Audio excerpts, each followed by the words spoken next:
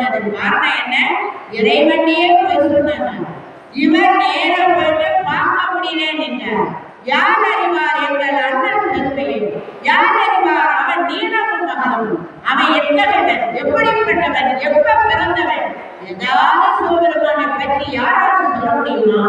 அங்கே இறந்தபடி எதுவும் பிரகாசமாய் ஆனந்த மூர்த்தியார் அரோடு நிறைந்த பரம்பொருள் அல்லவா அவன். அந்த இடத்திலே வந்து நிற்கிறார். அங்க எப்படி நிற்கிறாரா? லிங்கோத்பவ மூர்த்தியாக நிற்கிறார். நமஸ்தே பகவான் விஸ்வேஸ்வராய மகாதேவாய திரியம்பகாய திரிபுராந்தகாய திரிகாலாக்னிகாலாய ஆலாக்னிருத்ராய நீலகண்டாய பிரஜத்யாய சர்வேஸ்வராய சதாசிவாய ஸ்ரீமன் மகாதேவாய நம என்று ஜோதி பிளவாக நின்றார். அப்படிப்பட்ட இறைவன் சுந்தரருடைய அந்த பறவையினுடைய வீட்டுல போயிருந்து சுந்தரருக்காக தூது செல்கிறார். இரவிலே தாமரை மலர்ந்ததுன்னு. என்ன தாமரை?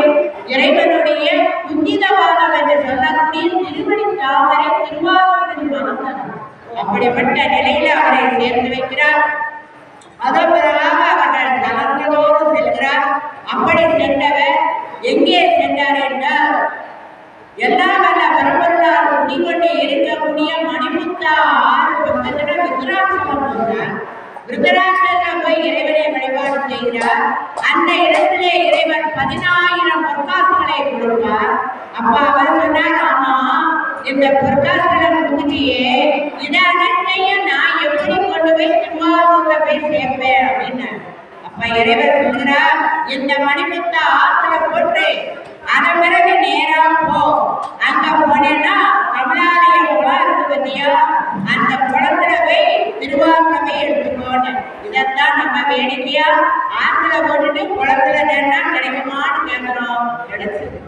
அங்க போய் தேடுறா. ஒரு மாந்த கொஞ்சம் வெட்டி வச்சுட்டாரு எடுக்கல. தேடி தேடி பார்த்தால் கிடைக்கல. பறவை நாச்சியார் சொன்னா, மணிமுத்தா ஆத்துல விருதாச்சலத்துல போட்டுட்டு திருவாரூர்ல வந்து கமலாலய குளத்துல தேடினா எப்படியா கிடைக்கும்னா, அந்த அங்க நின்று இறைவனை பார்த்து ஒரு பதிலும் பார்த்தா 12,000 பொற்காசுகள் கிடைக்கிறது. மார்க்கம் சரியா இருக்கான்னு பிள்ளையார் இதே மாதிரி உட்கார்ந்துருந்தா பிள்ளையார்கிட்ட சொன்னா, அந்த பிள்ளையாருக்கு மாற்று உரைத்த பிள்ளையார்னு. இப்படிப்பட்ட அற்புதமான விளையாட்டு நடந்தது. திருப்புகலூர் செல்கிறார். அந்த திருப்புகலூர்ல போய் ராத்திரி எனக்கு பணம் தேவையா இருக்கு, வேணும், எனக்கு பணம் கொடு அப்படின்னு வேண்டிட்டு படுத்தார். என்ன வேண்டுமானாலும் இறைவனையே கேட்டு கேட்டு வச்சார்.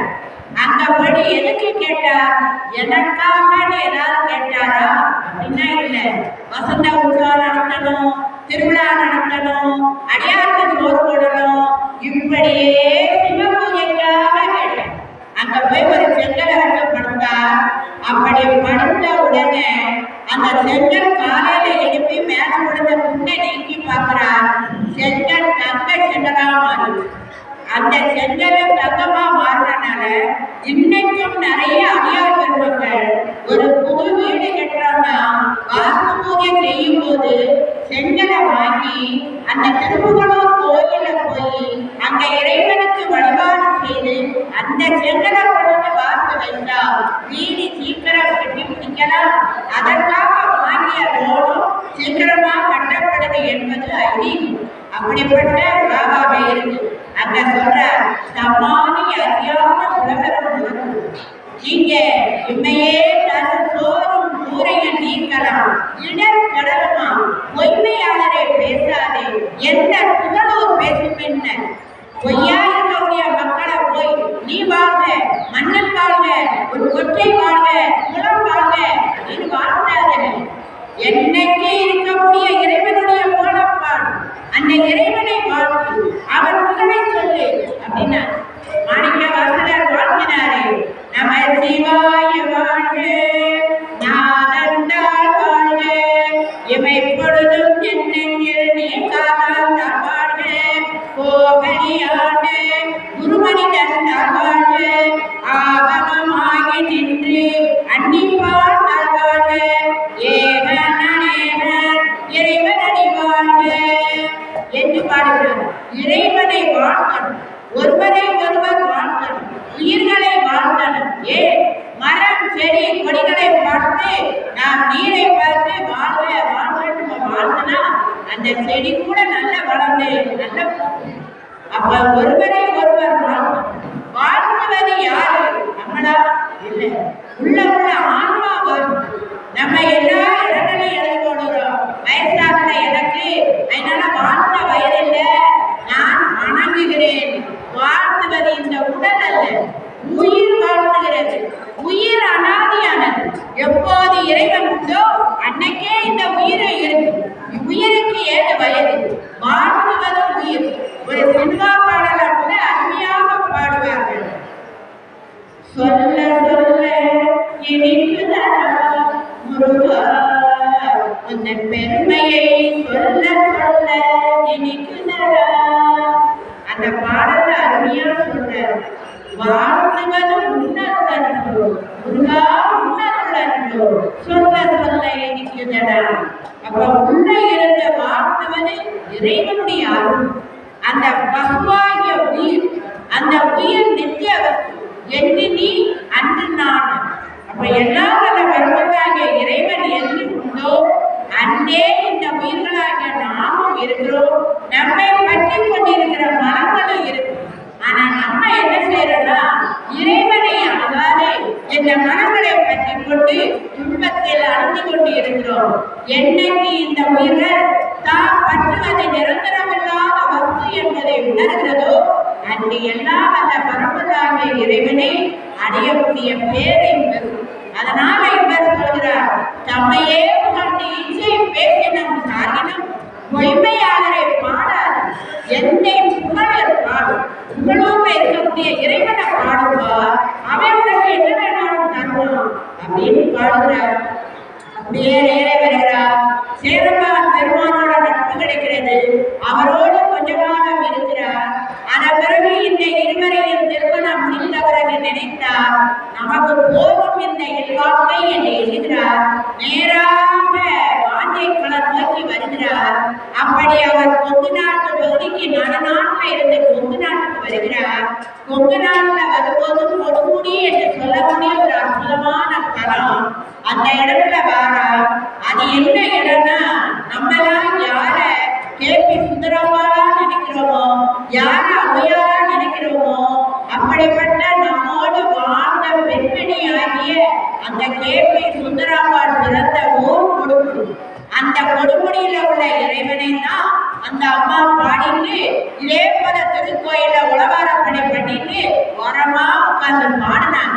அந்த இறைவனுடைய கண்ணையால அங்க வந்து இந்த படப்பிடிப்பாளர்கள் வந்தவங்க குரல் அருமையா இருக்குமா, எங்க படத்துக்கு நீ பாடுறியா அப்படின்னு அந்த அம்மாவை அழைச்சிட்டு போய் அந்த காலத்திலே ஒரு படம் பாட்டுக்கு 1 லட்சம் ரூபாயை வாங்கியிருக்காங்கன்னா அவ்வளவு அருமையான குரலுக்கு சொந்தக்காரி கேபி சுந்தராமன்.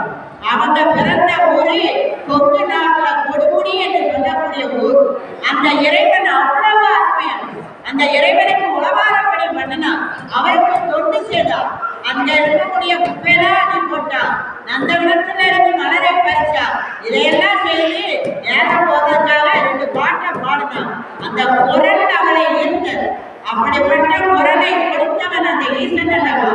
அவன் அன்னைக்கு இருந்த காரணத்தாலதான் நமக்கு இன்னைக்கு கேபி சுந்தராமான எவனும் தெரியும். அந்த அளவுல நம்மளாருக்கு நீ பாட முடியுதா? அன்னைக்கு கூட நான் பார்த்தேன்.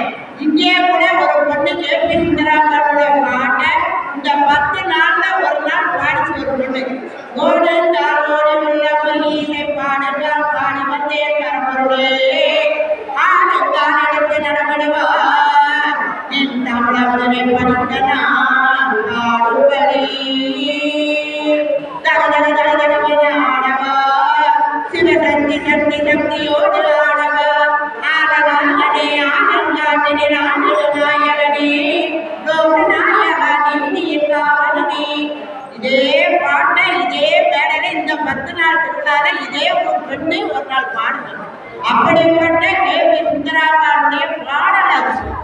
அப்படிப்பட்ட அந்த ஊர்ல போறா, அங்குடைய இறைவனை வழிபாடு செய்கிறார். அந்த இறைவன் மீது நாமெல்லாம் முடிவடைய வேண்டும் என்று நமச்சிவாய பதிகத்தை கொடுத்தார். அந்த நமச்சிவாய பதிகம் நம்மை உயர்த்தும்.